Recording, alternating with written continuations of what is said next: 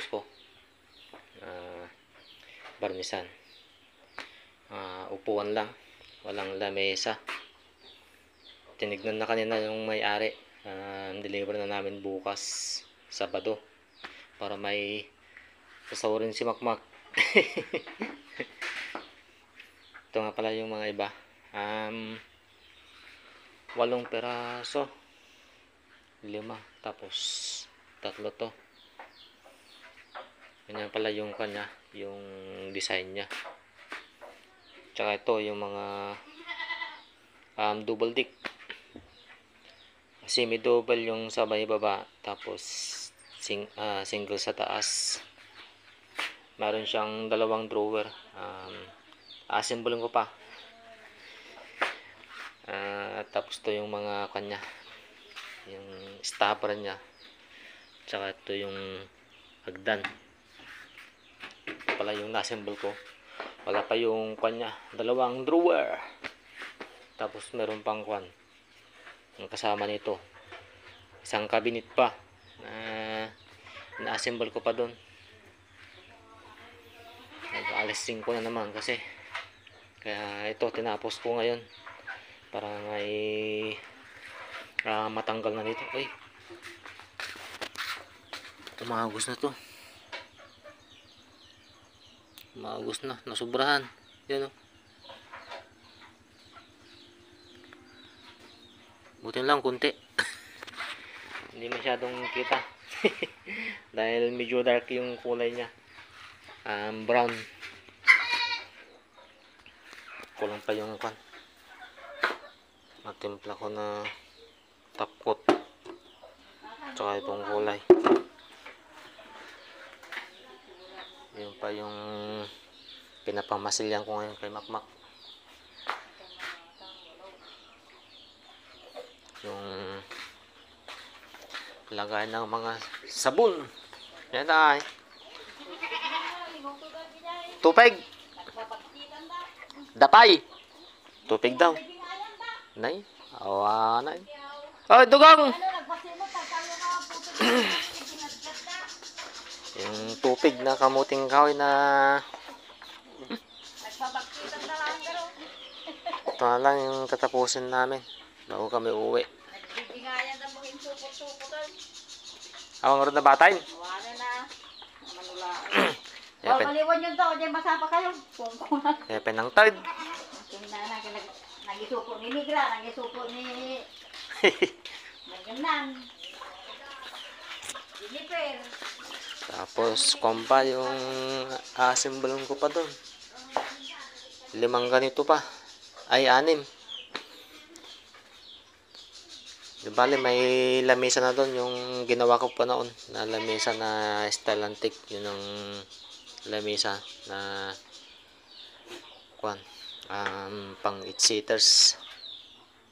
Ganito naman yung design nya, yung 6 pa na bubuuin ko na mga upuan. Tsaka 4 pa yung naman, yung uso ngayon na pa-curve na 3 lang na medyo malalapad na magkakatabi.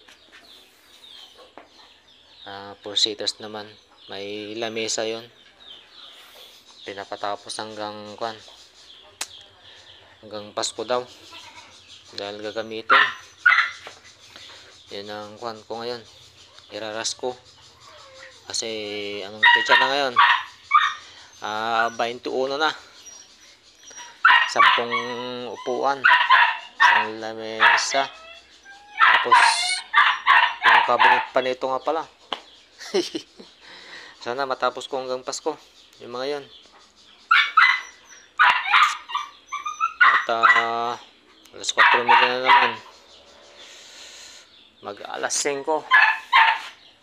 Ito nga yung problema ko mamaya pag umuwi na yung mga manok.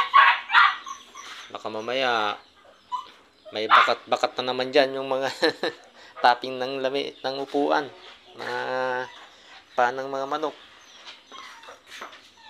Yun ang problema na naman mamaya. Kasi mga pa to matutuyo mga 3 oras ang mga pagkatuyo nito, yung top coat. 3 oras. Mak. Bardi sa kaon. Malimang. Ha? Wala ngayon kasama si Makmak. Wala pa si Danay. Nag-isa lang siya ngayon.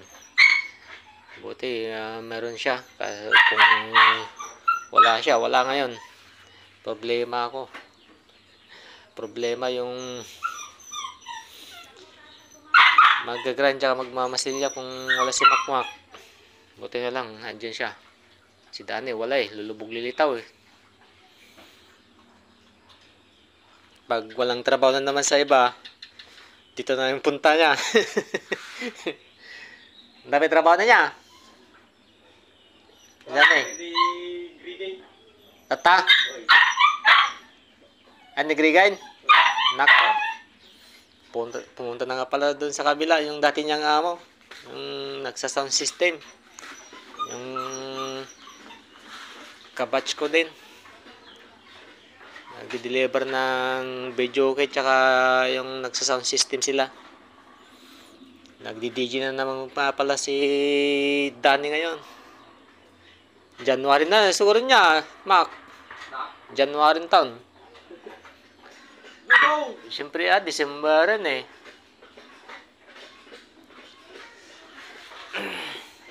Buti na lang, meron si Makmak na kasama ko ngayon. Kung wala, patay. Walang magpipinis. So, Nay! Okay, timpla na ako.